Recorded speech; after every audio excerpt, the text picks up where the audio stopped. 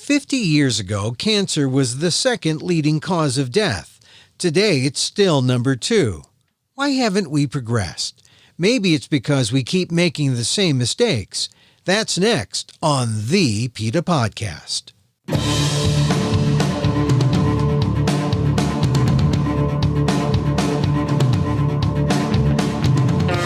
Welcome to the PETA Podcast.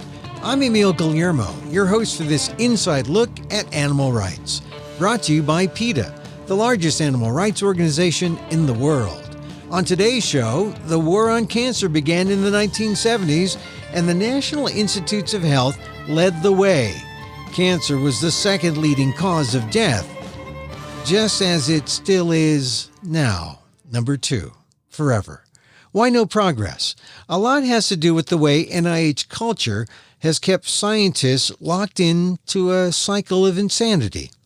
That's what Einstein would have called it, doing the same thing over and over, expecting different results. And a lot of it has to do with continuing bad, wasteful animal research. PETA has proposed a research modernization deal. We've talked about it on recent PETA Podcast, but now it's encouraged by a new interim director at NIH, Lawrence Tabak, who may help NIH get out of its rut now that Dr. Francis Collins is out of the way. But other holdouts on the board could keep modern methods and scientific approaches from getting the funding and support they deserve. I talked to 2 PETA scientists, Dr. Gina Hilton, a toxicologist, and Dr. Emil Trunnell, who give me their views on why the U.S. and NIH has lost the war on cancer. We begin with Dr. Emil Trunnell on the PETA Podcast. We've heard a lot about the war on cancer, and it was the second leading cause of death in the U.S. back when the war began 50 years ago. Today in 2021, it's still the second leading cause of death. Why has there been no movement in terms of, shouldn't we have advanced a little bit, or why is it stayed stagnant? Cancer is the second leading cause of death now, just as it was in 1971 when we started the war on cancer. Last year, close to 600,000 people died of cancer. And about 40% of people can expect to be diagnosed sometime in their life, and only a third of those survive for 5 years after their diagnosis. So it's still a really pressing issue. And we've invested in this 50 years, $144 billion into cancer-related initiatives. Yet, like you mentioned, still the second leading cause of death. And numerous scientific publications and opinion pieces have detailed the ways that the misguided investment in animals for cancer research, cancer experimentation is part of the problem. Just part of the problem, or a major part of the problem? What percentage do you think? I would say a major part of the problem. There are other issues too. For example, we don't invest enough in cancer prevention. Only 6% of the budget for cancer initiatives goes toward prevention and cancer control, when we know that that's one of the major things that has led to some reduction in cancer rates. For example, eating a plant-based diet, not eating, animal products, going for screenings and not smoking. So that is one part of the issue too, that we don't invest enough in cancer prevention, which actually works to reduce cancer rates. But a major, major issue is that animal experiments for cancer research that have failed time and time again to lead to treatments and cures for humans continue to be funded by our federal agencies, such as the National Cancer Institute. And so why aren't animals good stand-ins for humans? Because it would seem that if we understood that, maybe we would begin to redirect some money and some efforts. But what is the basic science about whether, why animals aren't good stand-ins for humans? Animals, and primarily mice, who are the animal most often used, or the species most often used in cancer experiments, have a completely different physiology and genetics than we do as humans. That's a major part of the problem. One type of cancer experiment that happens to mice is that tumor cells from humans get implanted into them. These are called xenograft models. And scientists have studied this method and found out that when this happens, when you implant a tumor cell, a human tumor cell into a mouse, it changes in ways that can only happen in mice. So it becomes a mouse-specific tumor, and it reacts differently to chemotherapy drugs than than the cell would when taken from a human. So these animals, other species other than humans, have different physiologies that react to different drugs in different ways compared to humans. That's a major fundamental issue with using other animals for biomedical research. There's also the conditions in which these animals are kept and the way the experiments are conducted that reduces the reliability of them and the chance that they will translate to the human clinical situation. We know how reduced and barren a life is in a laboratory, devoid of all of the factors, joy and things that are meaningful to us, and just variety that we humans experience in our lives that are denied animals that are kept in laboratories. So that's bad. But if they are, if they're going to experiment on animals, specifically mice, and they see that they react differently, I guess after all these years, have we solved cancer in mice? Have we at least found that out? Has that been at least a small positive thing so that we can move on from mice and go on to another species? Or I don't know. What have we discovered about mice and cancer? That's a good question. We have cured cancer in mice time and time again. The former national cancer director came out and said this publicly. We've cured cancer in mice, 100 times, and it has never worked in humans. But I think you then have to ask, in response to that, where are all the mouse cancer drugs? Are we curing all the mice of cancer? So yes, we have, but it hasn't amounted to anything, for mice, really, mice that aren't in laboratories or humans. And they keep using the mice. That's the other thing, because you would think, okay, well, mice are bad. Let's go on to something else. And then at some point they'll just understand that, we should just go to humans and use, to understand how cancer works in humans. What is the scientific way to do that, to use human specific information to get at cancer? There are a number of ways to conduct human relevant cancer research, not using other animals. And some scientists are moving this way. So for example, we have several different in vitro techniques. So these are cell-based techniques. These include three-dimensional organoids, which are like three-dimensional models of human organs. So we have brain organoids, which can be used to study human brain cancers like gliomas. We have what are called microfluidic devices or organs on chips, which have become very popular. They're small devices that use human cells, and you can create different organ environments and tissue environments and use these to understand the biology of human cells and human cancer cells and to test drugs. So those are a few of the cell-based methods that can use human cells. And what's really exciting to me about those is that in some cases, they can use cells from actual cancer patients. So you are using, it's personalized medicine. You're looking at that individual person's tumor biology with their genetics and understanding better what happens in an individual. But if they can do that, aren't there enough breakthroughs that get them to say, this is where we should go down. We should go down this path. Or are we beginning to do that more? Or is there still that resistance to change? It's both. There is more effort into those areas now because they are showing such promise. Unfortunately, there is still a large percentage of NIH budget, for example, going towards animal experiments. And we know that many of those are these same, mouse xenograft cancer models that have so many issues associated with them, which have been documented time and time again. So while some people are moving in that way because they understand that, studying cancer in human relevant models is more predictive and has a better chance of helping humans, there is still, it's not enough.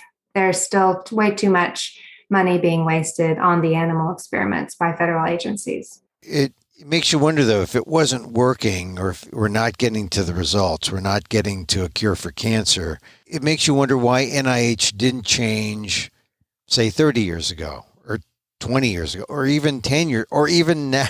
Now they could do a U-turn and say, well, let's stop the wasteful stuff and go more toward the areas where there is some kind of positive movement.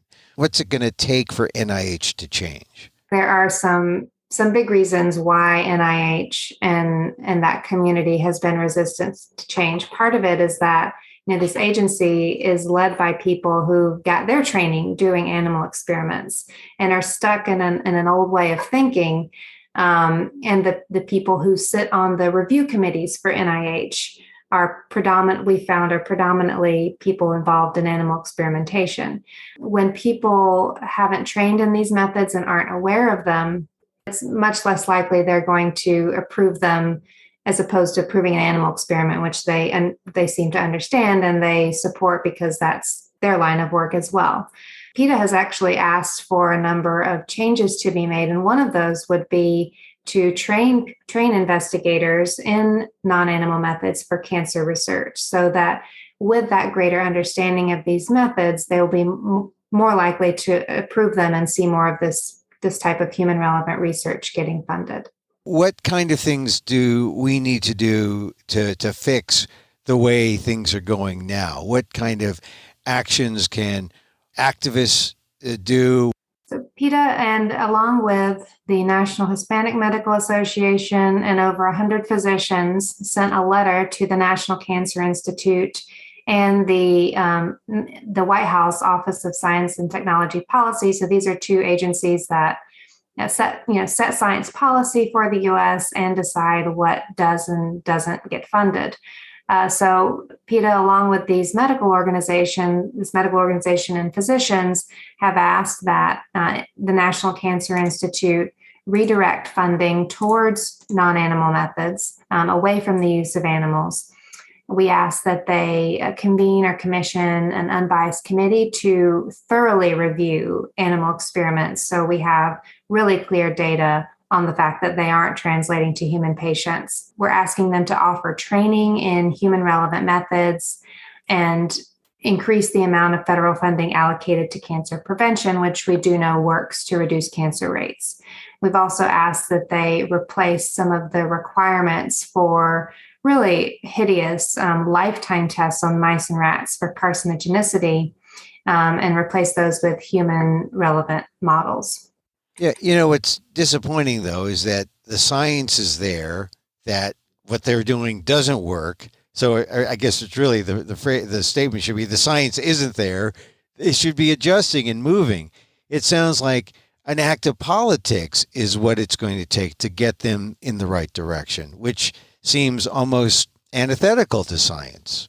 It's unfortunate. There is way too much politics in science these days, and that includes having people outside of the community or having physicians, the ones who are trying to treat patients with cancer, coming and saying, look, we've been using these same cancer drugs for 50 years. When are you going to actually step up and invest in the right kind of research so we can better treat our patients? Yeah, it's funny that there is that disconnect between the people who treat and cure versus the people who research and try to figure out what means you can use to treat and cure. And it seems like those two different groups, the people treating and the people who are trying to find the drugs to treat, haven't really talked to each other. Like they should be, doing a kind of a consumer feedback thing. Hey, you guys, this isn't working. Give me something, like you said. But I guess is it beginning to sink in a little bit? Some of these people who do animal experiments, they're doing them because that's what they can get funding for. That's the grants that they write and get funding for.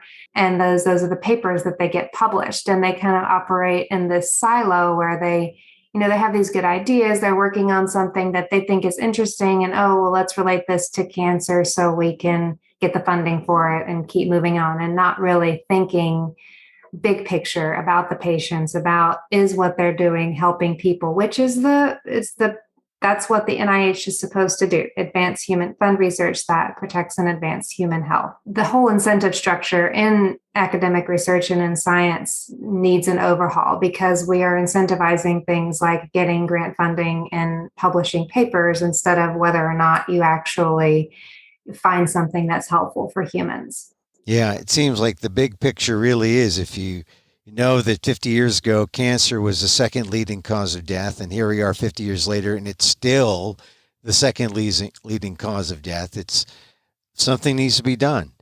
So in terms of the treatment and curing of cancer. So that's what Emily was talking about. Now, Dr. Gina Hilton, you talk about another aspect, which is whether chemicals that come into contact with humans is safe and doesn't cause cancer. Is that? I come a little bit from this side differently to Emily in thinking about this as far as prevention. So as Emily, I think, did a really great job of introducing this topic, there is a lot of research focused on prevention related to trying to make sure that carcinogens, so these are chemicals or substances that can cause cancer in a human, making sure that those substances never make it into contact with humans or into the environment. So you want to make sure that people aren't exposed so they get cancer, so then they can be disappointed by the failed research that gives the medicine that does not cure cancer. We could do a lot by just not exposing people. Right, exactly. So making sure that there are actually health protective and relevant ways to test for chemicals and their potential exposures, and making sure that those chemicals are never coming into contact with humans. So you're a toxicologist. You're in PETA's regulatory testing department, and so here's a basic question that all toxicologists are this is their thing. What is carcinogenicity? What is the carcinogenicity test, and why is it important? Because most people who, may encounter cancer, they would want to know about carcinogenicity, right? Carcinogenicity or carcinogenesis is a chemicals or a substance. I'll just say chemical to keep it a little bit more simple. So a chemical's ability to induce cancer. For regulated chemicals, for example, either pesticides or pharmaceuticals, they are required to go through what's called a carcinogenicity test in the United States and other countries as well. So that test is essentially probe to see, is this chemical likely to cause cancer in a human? And those tests, these tests, they're rooted in animals. So they were developed in the 1940s, so almost 100 years ago. And the methods have not really been updated since then. So they're extremely animal intensive. There's at least 400 animals that are tested in a lifetime test. So they're exposed to chemicals for their entire lives for just one carcinogenicity test. I guess the point is carcinogenicity tests are important because they determine what is carcinogenic. But tell me what, and this is every chemical that's used in the public sphere, every chemical that could be in contact with a human being, like say chemicals in toothpaste, chemicals in mouthwash, chemicals in, you name it, food. It actually depends. It's not an easy answer. So every country has different regulatory requirements of what is tested. A lot of these for example, for food, if there's a food additive, if the additive is more than a certain amount that is said to be okay by the FDA, then they have to go through a carcinogenicity test. So things like I was saying, so for pesticides and agrochemicals, as well as pharmaceuticals, those are in fact required tests. Sometimes industrial chemicals, so things like paints, depending on how much is being produced and the potential exposure to humans, sometimes those are also required tests. But there's actually a threshold that they could be allowed to use something and not test it if it's below a certain level? Yes, and sometimes I think what is really important to consider for things like public health is that sometimes there are chemicals that are leached into the environment, and the public has exposure for years and years and years, and there's not necessarily a regulation for it because it's not the product. It's not being used with the intention that it was originally used for. So for an industrial chemical, it might have application X, but maybe it was leaching into the environment in a way that was not anticipated. And so humans are being exposed to it. Really what we need are rapid tests. So if I think that there is a potential carcinogen in my drinking water, I want to know in days. I don't want to have to wait years. So right now, the standard test on animals for carcinogenicity, they take up to years to complete. So 2 years just to run the test, and then more years to analyze the data, and then even more years to make a regulatory action to try to mitigate. Sometimes you're waiting a decade to have an answer. In the meantime, you are exposed to low levels that end up being high levels of this carcinogen, which means we really should have had that rapid test that you were talking about. Right, exactly. So there are huge implications for public health, I would say, for making sure that we get the carcinogenicity testing right. It should be human relevant. It should be rapid. It should be reliable. And right now, it's not there. The standard is not there. So the real problem, like when I asked the very innocent question about the carcinogenicity test, it says they're not fast enough, they're not good enough, we don't know enough, and in the meantime, everyone's exposed to low levels that could be carcinogenic. It would be so much better and more efficient if the carcinogenicity tests were better and were not dependent on animals. Right. And human relevant. I think that Emily made such a good point about the issues related to testing on animals, where we know for animal carcinogenicity tests, they're definitely not human relevant. So there's 50 plus years of scientific reviews that demonstrate that the data that's collected from non-human animals, they're fundamentally different. They're different in their physiology, they're different in metabolism, such that they are not processing chemicals the way that we do. And so essentially, animal tests, they are giving an answer, but it's not the right answer. And once again, it's just more information or more non-information that keeps us from solving the fact that cancer is the second leading cause of death in the United States. I mean, you're talking from the prevention part, not exposing people. We just don't know enough of the things that people are exposed to that can keep them from getting cancer. Right. And the current animal tests cannot keep pace with emerging concerns. And I wanted to really quickly get to your point about why is NIH not changing? Why are these federal regulatory bodies not changing or moving fast enough. And I think that it really comes down to a fundamental false sense of security in the animal test. They'll argue they want to see information coming from a whole organism, a system of a whole organism. Again, it's not physiologically relevant. The metabolism isn't relevant.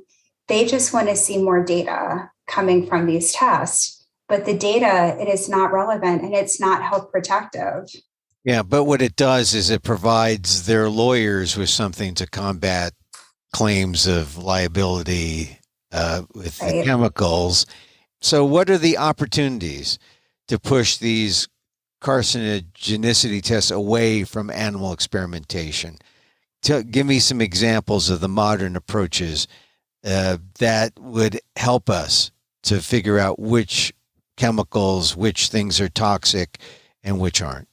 Right. So again, very similarly to what Emily was saying, is that we have opportunity to use human-based cell assays, tissue assays. The technology is there.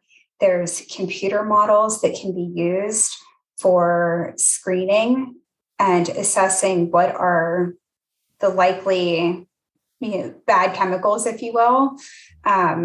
So all of that technology is there. I think that there could be more funding and resources, particularly a funding shift in the NIH away from funding research and development, away from animal tests towards these human relevant models.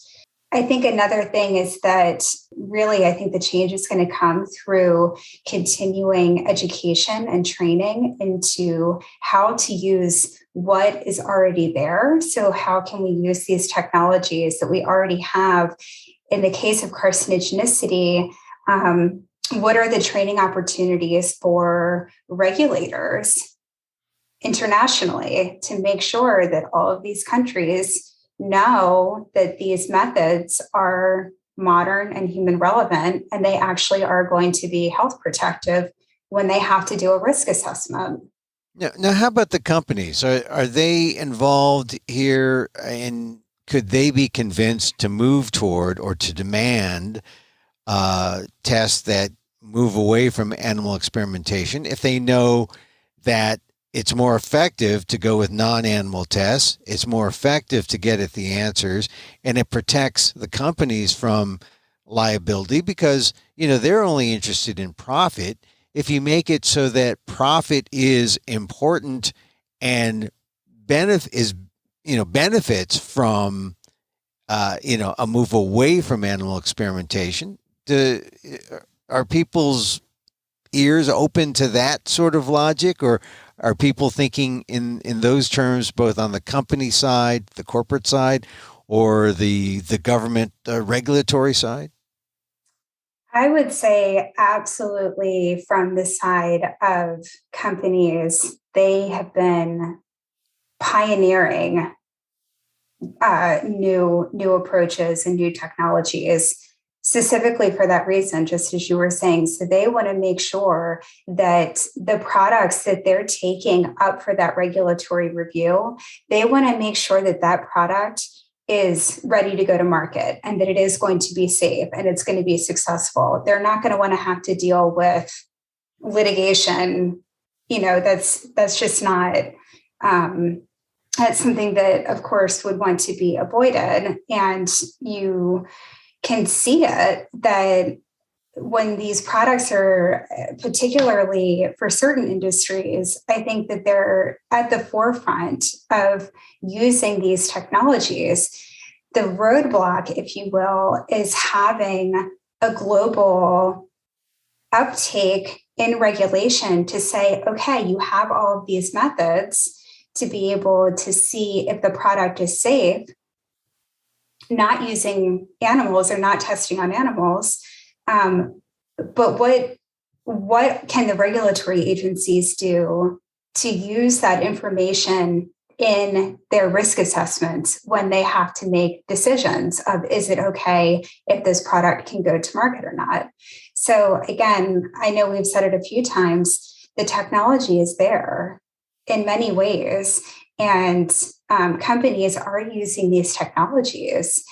It's just that sometimes the regulatory agencies, and this isn't, I don't want to make any sweeping statements, but I just think that there could be improved policy. So when thinking about trying to modernize the way that carcinogenicity tests are conducted, we absolutely have to have carcinogenicity testing. It just needs to be human relevant, and making sure that these non-animal approaches are in fact being used in regulation, so not just as a screening process from the companies. Well, Gina Hilton, I appreciate your input in this conversation, and I just want to ask both you and Emily one last question.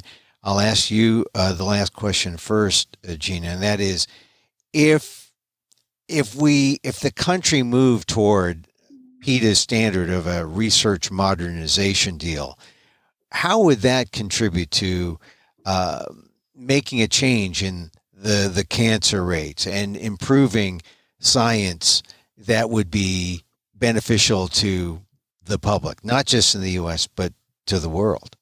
Look, I think if we can use health protective and human relevant methods that can rapidly assess for either chemical exposure or mixtures of exposure from, for example, cosmetics or personal care products. If the community had a better idea of how to prevent any sort of adverse outcome, I really do think that it would help to improve those prevention rates as far as lifestyle is concerned. And what about, would that happen if the country and its scientists adopted PETA's idea of the research modernization deal? Yes, I think particularly in that sense of in the modernization deal, having a timely assessment. So assessments that could be done in a year and not 10 years. Yeah. So that's Gina Hilton, who's who's a toxicologist in the regulatory testing department at PETA. And let me pose the same question to Emily Trunnell, who's a senior scientist in the laboratory investigations department.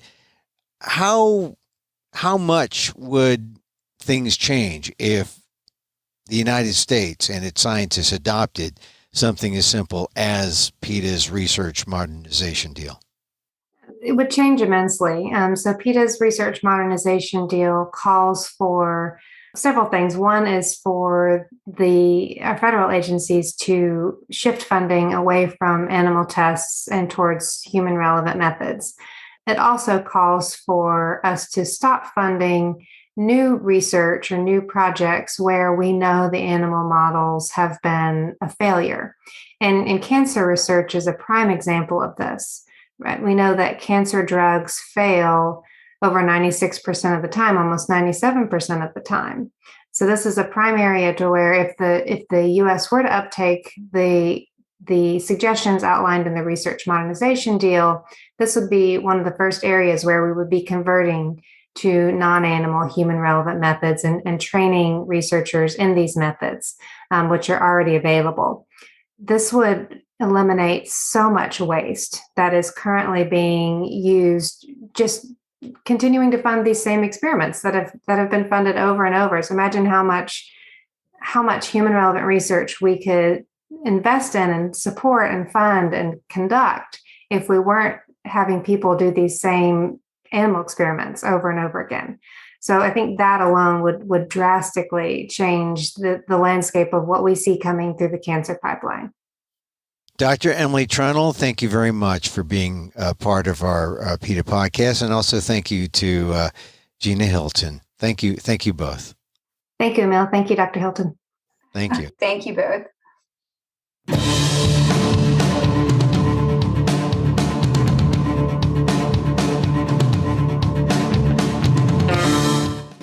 Dr. Emily Trunnell, Senior Scientist with PETA's Laboratory Investigation Department. Also, we talked with Dr. Gina Hilton, a PETA toxicologist. For more on the war on cancer and the research modernization deal, go to PETA.org.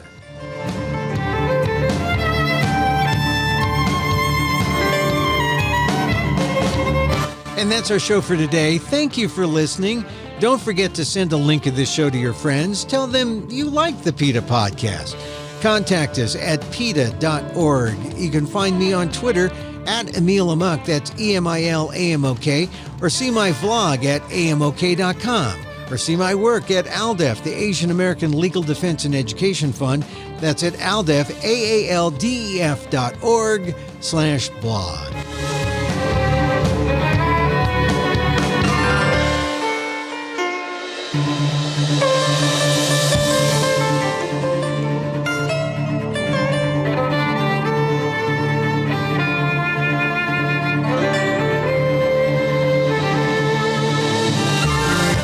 Once again, thank you for listening. Check out all our episodes on your favorite podcast app or on Apple Podcasts, where you can subscribe to as well as rate and review the show.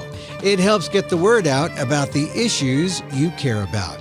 Our music is provided by Carbon Works. Check them out on YouTube. And join us again next time for more insight into animal rights and the fight for a cruelty-free world on the PETA Podcast. I'm Emil Guillermo.